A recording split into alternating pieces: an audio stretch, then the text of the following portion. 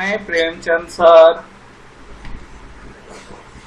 विद्या ददाति विनय विनयाद याते पात्रतां पात्रत्वात् धर्माप्रोते धनात् धर्म ततः सुखम। SRP English School and Institute Standard 9th Chapter 2 Story Section बिल्ली का बिल्कुंडा। Please like and subscribe.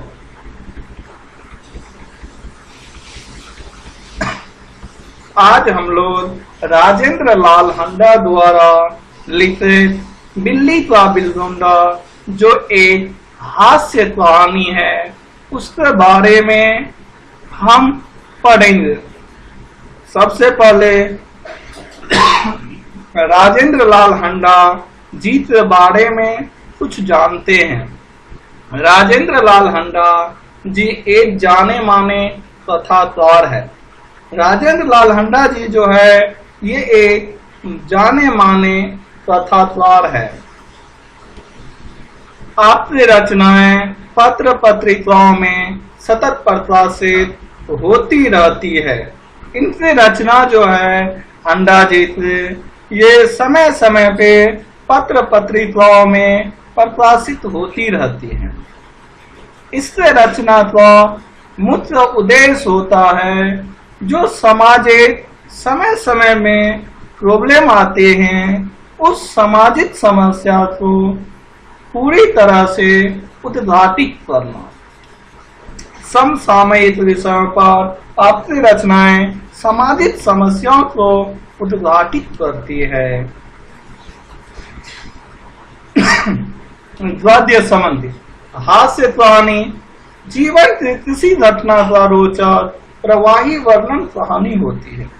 जीवन की कोई भी घटना हो वो एक रोचक होता है जो प्रवाही वर्णन होता है। इसमें किसी सत्य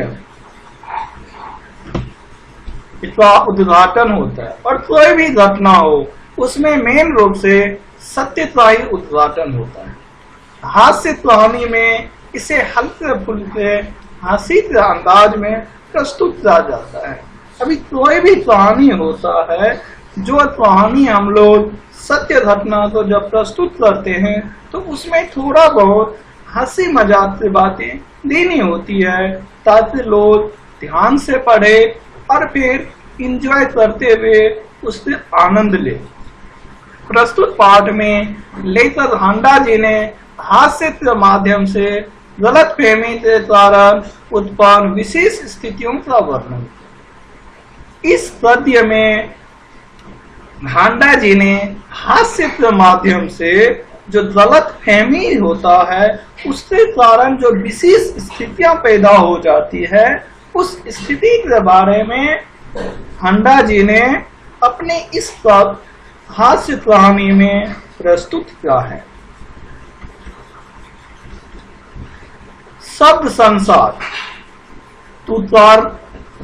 दुत्वारना मीन्स तिरस्कार करना, कारगर मीन्स उपयोग प्रभावी, मस्खरा मीन्स हंसोर हंसाने वाला, गिरोह मीन्स समूह, चुनाचे इसलिए। इस गद्य में जो मुहावरा जैसे शब्द का यूज हुआ है जैसे सिर चढ़ जाना, उदारता के लिए सुल्ली छूट दे, टूट पड़ना, झपट पड़ना, व्यस्त होना, तलीन होना, परामर्श करना, राय लेना। अभी हम लोग कहानी के बारे में जानेंगे। बिल्ली का बिल्कुंडा जो लेसन है इसे राजेंद्र लाल हंडा जी ने लिखा। एक समय था जब घरों में बिल्ली का आना जाना बुरा समझा जाता था। पुराने समय में घर में जब बिल्ली आती जाती थी तो लोगों को और बड़े बुजुर्ग को ये अच्छे नहीं लगते, परंतु आजकल की परिस्थिति के कारण पुरानी विचारधारा और परंपरा एकदम घपले में पड़ रहे हैं। लेकिन आज ऐसी परिस्थिति है जो पुरानी लोग का विचारधारा होते थे, परंपरा होते थे, वो सब बदल रहे।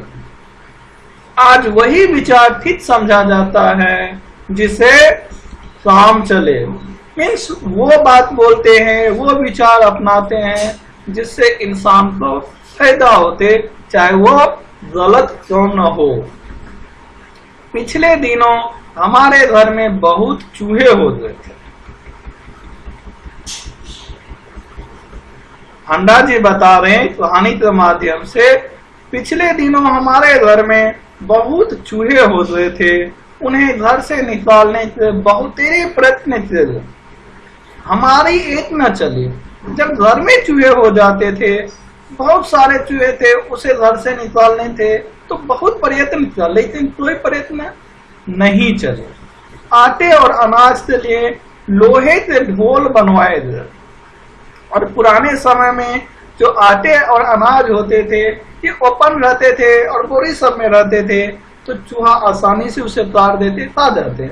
लेकिन घर वाले जो है लोहे के ढोल बनवाए और उसमें आटे और अनाज रखना चालू किया। यह उपाय कुछ दिनों तक कारगर रहा, यह उपाय जो है कुछ दिन तक सही रहा, परंतु आंख बचाकर चूहे इन ढोलों में भी घुसने लगे। लेकिन जैसे कभी भूल से ढोले जो है वो खुली हो जाती तो चूहा उसमें फंस जाते थे। इस समस्या पर कई मित्रों से परामर्श किया गया। अभी ये समस्या बहुत जटिल थी, होते जा रहे थे, इसलिए सब मित्र आपस में बैठा और इस पे जो है कुछ परामर्श निकाला इसका उपाय क्या हो। आखिर यह फैसला हुआ कि घर में एक बिल्ली पाली जाए। फिर लास्ट में यह फैसला सबने मिलकर लिया कि घर में एक बिल्ली पाल लेते हैं, जो बिल्ली चूहे का तीनों दिन मारते जाएंगे और खाती जाएंगे। इस प्रस्ताव पर किसी को आपत्ति न थी, और जितने भी आदमी थे, मित्र थे, उनको यह प्रस्ताव पूरी तरह से स्वीकार था। चुनाचे एक बिल्ली लाई गए, सबके अनुसार एक बिल्ली लाए। उसकी खूब खातिर होने लगे, और जैसे ही बिल्ली घर में आए तो सब लोग उससे प्यार से उसे दूध पिलाते थे, कभी रोटी देते, ऐसे करते थे। उसने विधि पूर्वक चूहों का सफाया शुरू कर दिया, और धीरे धीरे बिल्ली जो है वो चूहों को मारकर खा गया या सफाया कर गया। देखते ही देखते चूहे घर से गायब हो गए। सब लोग बड़े खुश हुए।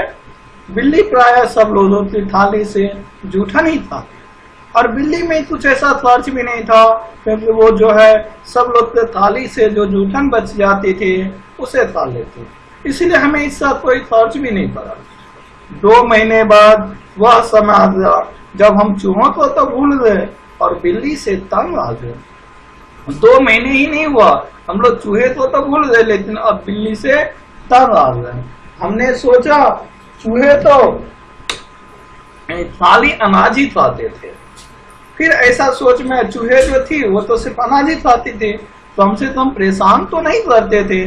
जब बिल्ली खाने में भी कम नहीं और हमें तंग भी करती रहती, लेकिन यह जो बिल्ली है ये खाने में भी कभी कम नहीं थी और हमें तंग भी करती रहती है। उसके प्रति हमारा व्यवहार बदल गया, और जब इंसान को उसके मन का नहीं होता है तो उसके प्रति उसका व्यवहार बदल जाता है। बिल्ली भी कम समझदार जानवर नहीं है जो शेर के काबू में नहीं आए। माना जाता है बिल्ली एक ऐसी जानवर है जो शेर के काबू में भी नहीं आती है। वह हमसे कैसे मात खा जाती है और हम उसको कैसे मारे। उसे भी अपना रवैया बदल गया। हमारे आगे पीछे फिरने के बजाय वह रसोई के आसपास कोने में दुबक कर बैठ जाती है। इससे पहले जो है बिल्ली हमारे आसपास जाती थी, लेकिन अब जो है बिल्ली हम लोग तो इधर उधर देखते हैं और रसोई में जाकर चुप कर बैठ जाती है। जब मौका लगता है मजे से जो जी में आता खाती, और जैसे मजा समय मिला, यानी कोई नहीं है तो जो दिल में चाहे वो खाती। इस तरह चोरी करते बिल्ली कई बार पधरी हो। एक दिन सुबह उठते ही मैं रसोई में कुछ लेने गया, देखता हूँ कि रधे हुए दूध का दही जो रात को बड़े चाव से जमाया गया था, बिल्ली खूब मजे से खा रही है। मैं एक दिन सुबह उठते ही जब रसोई में गए तो देख रही हूँ रात में जो हमने बहुत प्यार से दूध जमाया था तो बिल्ली बहुत मजे से खा रही है।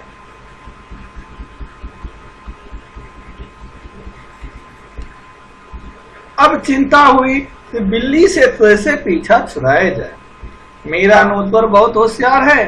रात को काम खत्म कर जाने से पहले उसे एक खाली बोरी के अंदर 2 रोटियां डाल दी और चुपके से एक तरफ खड़ा होकर बिल्ली का इंतजार करने लगा। बिल्ली आई, वह एकदम रोटियां पर झपटी। अब चिंता हुई कि बिल्ली से कैसे पीछे छुड़ाए। तो मेरा जो नौकर है वो बहुत होशियार है। उसको जैसे ही रात का काम खत्म हुआ तो उसने चाहते एक काली बोरी ली, उसके अंदर 2 रोटी डाल दी और जो है साइड में चुपके से तरफ खड़े हो गया जिससे बिल्ली को पता ना चले। बिल्ली आई और रोटी पे जैसे झपटी, नौकर ने तुरंत बोरी का एक ही सिरा ऊपर कर उसे ऊपर से बंद कर दिया और एक सिरा जो जैसे बिल्ली अंदर गई, नौकर ने तुरंत बोरी ऊपर किया और एक सिरा पकड़कर उसे ऊपर से बंद कर दिया। रस्सी के साथ बोरी का मुंह बांध दिया और रस्सी के साथ बोरी का जो ऊपर वाले मुंह थे उसे बांध दिया। चूंकि अब रात के 10 बजे थे, मैंने अपने नौकर अमरू से कहा कि सवेरे तो कहीं दूर छोड़ आए जिससे वह इस घर में वापस ना आ सके। अभी रात के 10 बजे थे तो रात को कहाँ जाते। तो मैंने अमरू से बोला तुम ऐसा करो, सुबह में जो है कहीं इसे दूर लेकर जाकर छोड़ देना ताकि यह वापस ना आ सके। सब लोग तो चाय पिलाते पिलाते अमृत को अगले दिन 8 बजे मैंने याद दिलाया कि उसे बिल्ली को भूली भटियारी की तरफ छोड़कर आना है। बोरी कंधे पर लटका अमृत चल दिया। बात आई रही हो गई, मैं हजामत और स्नान आदि में व्यस्त हो गया। सब लोग तो सुबह में चाय पिलाते पिलाते अमृत को 8 बजे मैंने जैसे याद दिलाया कि उसे बिल्ली को भूली भटियारी जो दूर है वहां पे जाकर छोड़ आना है। तो अमरू ने बोरी को कंधे पर लटका लिया और चल दिया। बात आई रही हो, मैं हजामत और स्नान आदि में व्यस्त हो गया। मैं दाढ़ी से बना रहा था, फिर नहा रहा था क्योंकि 9:30 बजे दफ्तर जाना था। गुसल खाने में मुझे जोर का शोर सुनाई दिया और पीछे जो है गुसल खाने थे वहां से जोर से शोर सुनाई दिया। मैं नहाने में व्यस्त था और कुछ गुनगुना रहा था, लेकिन मैं नहा भी रहा था और अपने में कुछ बातें कर रहा था, गुनगुना रहा था, इसलिए मेरा ध्यान उधर नहीं गया। 2 मिनट बाद ही फिर शोर हुआ, फिर 2 मिनट के बाद बहुत ज्यादा शोर हुआ। इस बार मैंने सुना कि मेरे घर के सामने कोई आवाज लग रहा है। तो मुझे एहसास हुआ कि मेरे घर के सामने जो है कोई आवाज लगा रहा है।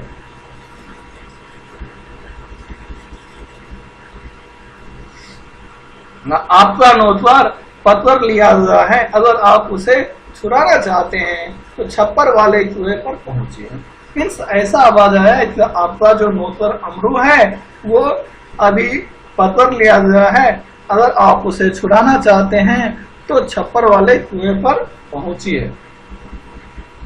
मैं हैरान हुआ कि क्या बात है, समझा शायद अमरू किसी की साइकिल से टकरा गया हो, शायद साइकिल वाले का कुछ नुकसान हो गया हो और उसे अमरू का घर पकड़ा हो। मैं हैरान था हो गया, लेकिन फिर ऐसा समझ में आया कि अमरू साइकिल चलाता है, वो किसी को साइकिल से धक्का उतला मार दिया रहेगा जिससे उसको नुकसान हो गया और उसने अमरू को घर पकड़ा हो। रही आदमी इकट्ठी होने के बाद यह काम दिल्ली में मुश्किल नहीं और फिर करोल बाद में तो बहुत आसान है। जहाँ सैकड़ों आदमियों को पता ही नहीं कि वे किधर जाए और क्या करें। अब रही आदमी इकट्ठी होने के बाद, तो ये दिल्ली में आम बात है, ये मुश्किल नहीं है। और उसमें भी करोड़ बात, यहाँ तो सैकड़ों लोग को ये भी पता नहीं होते हम जाए किधर और क्या करें। फिर उधर जा ही रहा था, फिर रास्ते में थाली बोरी लटकाए अमरू आता हुआ दिखाई दिया। जैसे आगे जा रहे थे तो रास्ते में जो है अमरू थाली बोरी जो है वो लटकाए हुए आता दिखाई दिया। वह खूब खिलखिलाकर हंस रहा था, वो मजे से हंस रहा था। उसे डांटते हुए मैंने पूछा, अरे क्या बात हुई, तूने आज सुबह ही सुबह क्या गड़बड़ से जो इतना शोर मचा, तूने आज सुबह ही सुबह ऐसा क्या कर दिया, इतना शोर मचा और मोहल्ले के लोग तुझे मारने को दौड़े। अमृत को कुछ कहना नहीं पड़ा, उसके पीछे कुछ आदमी आ रहे थे और अमृत के पीछे जो कुछ आदमी आ रहे थे, इसलिए उसने अपने मालिक से कुछ बोल नहीं पाया। उन्होंने मुझे सारा मामला फिर समझा दिया। बात यह हुई कि जैसे अमृत कंधे पर बोरी लटकाए बिल्ली को बाहर छोड़ने जा रहा था, कुछ लोगों को शक हुआ कि बोरी में बच्चा है। यानी बात यह थी कि अमृत जो कंधे पे बोरी लटकाते जा रहे थे जिसमें बिल्ली थी, तो लोग को ऐसा फील हुआ कि बोरी में जो है बच्चे को लेकर जा रहा है।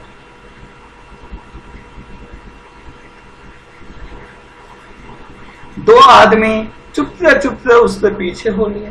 उन्होंने देखा कि बोरी अंदर से हिल रही है और ये भी देखा, पीछे तो थे दो आदमी और साथ में देख रहा था बोरी अंदर से हिल रही है। बस उसे विश्वास हो गया कि इस बदमाश ने किसी बच्चे को पकड़ा है। और वो हिलने के कारण जो आदमी पीछे थे उसको एहसास हुआ, नहीं इसमें बच्चे हैं इसलिए हिल रहा है। अमरू स्वभाव से अल्पभाषी थे और स्वभाव से भी जो है वो अल्पभाषी थे, ज्यादा बोलते नहीं थे। कुछ मस्तरा भी है लेकिन कुछ मस्ती उस्ती करते थे। वह चुप रहा। देखते देखते 50 आदमी इकट्ठे हो गया और ऐसा ही नहीं, 2 आदमी से धीरे धीरे 50 आदमी इकट्ठा हो गया।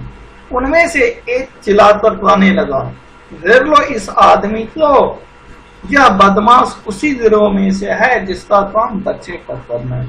इस आदमी को पकड़ लो, देख लो, क्योंकि ये बदमाश वो आदमी है जिस लोग बच्चे को चोरी करते उसी में से है। उस जगह से पुलिस थाना भी बहुत दूर नहीं था। एक आदमी लपक कर थाने गया और वहां से थानेदार और सिपाही को बुला लाया। और वही 50 आदमी में से एक आदमी तुरंत थाना गया और थाने में जो थानेदार होते और सिपाही उसे बुलाकर लाया। थानेदार को देखते ही एक उत्साही दर्शक अपने कुर्ते की बाहें ऊपर चढ़ाते हुए बोला, दरोगा जी। जैसे सिपाही और दरोगा जी आए ना थानेदार, तो उनमें से एक उत्साही दर्शक जो थे वो अपने कुर्ते की बाहें ऊपर चढ़ाते हुए बोला, दरोगा जी ऐसा नहीं हो सकता कि आप इस बदमाश को चुपचाप यहाँ से ले जाए और कानूनी कार्रवाई के आड़ में इसे हवालत पे मजे लेने दें। आप ऐसा नहीं कर सकते कि इसको यहाँ से ले जाए और बोलेंगे कानून कार्रवाई चल रही है तब तक ये हवालत में मजे लेंगे। पहले इसके जी भर के मरम्मत होगी, पहले हम लोग इससे अच्छी तरह से पिटाई करेंगे। गजब नहीं है कि भरे मोहल्ले से बच्चे उठा लिए जा रहे हैं। सोचिए इतनी बड़ी बात है, ये पूरे मोहल्ले से बच्चे उठा लिए जा रहे हैं। 2 दिन हुए पास वाली गली से एक बच्चा गुम हो गया। 2 दिन पहले ही पास वाली गली से बच्चा गुम हुआ था और देवनगर से तो कई उठाए जा चुके हैं और देवनगर जो है वहां से बहुत सारे बच्चे उठा लिए। आप बाद में इसके साथ चाहे जो करें, पहले हम लोग इसकी पिटाई करेंगे।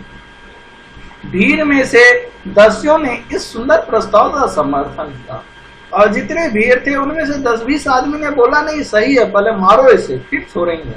और लोग अमृत को पीटने के लिए मानो तैयार होने लगे।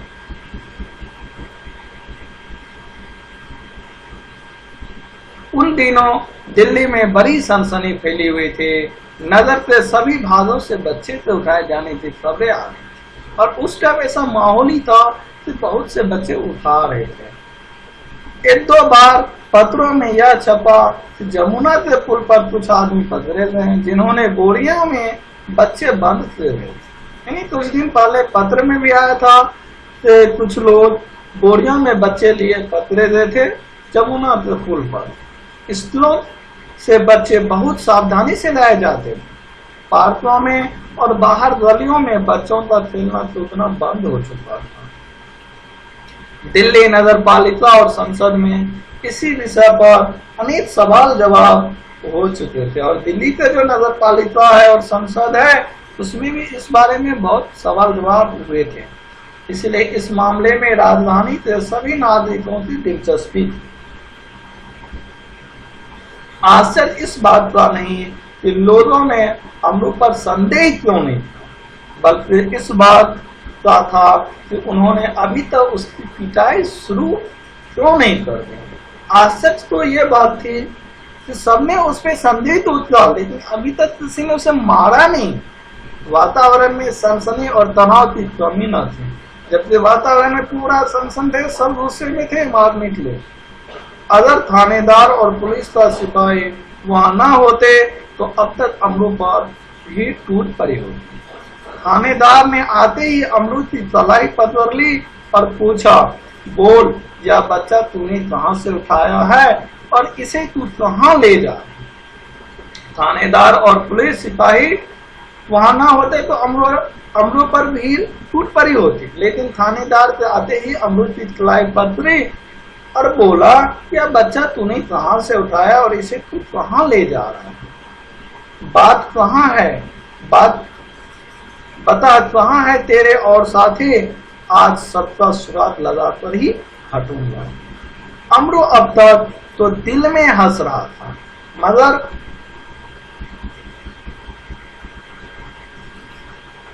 थानेदार की धमकियों से कुछ घबरा गया। इससे पहले जो थे अमरू वो अंदर ही अंदर हंस रहा था, लेकिन थानेदार जो है जैसे ही धमकियां दी तो वो कुछ घबरा गया।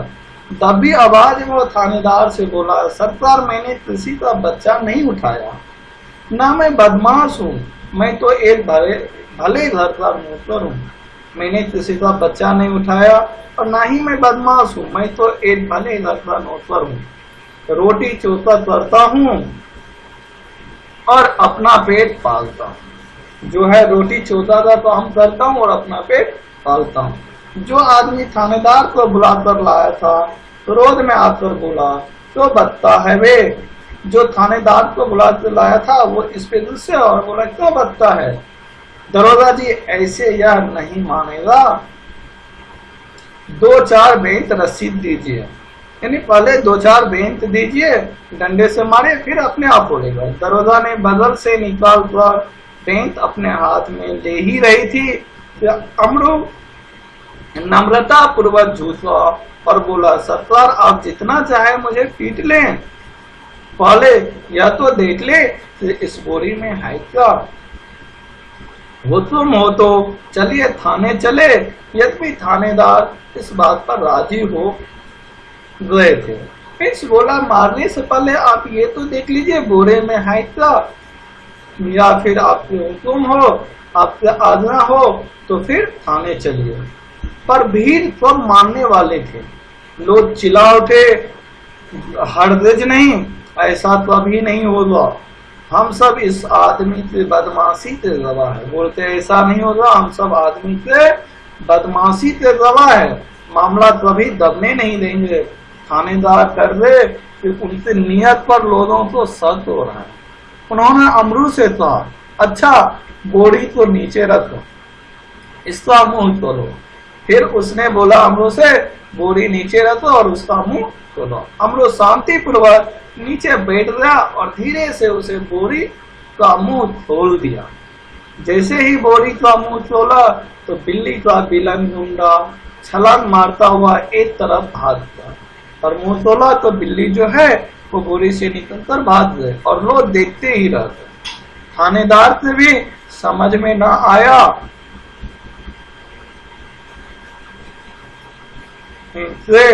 अब क्या करे।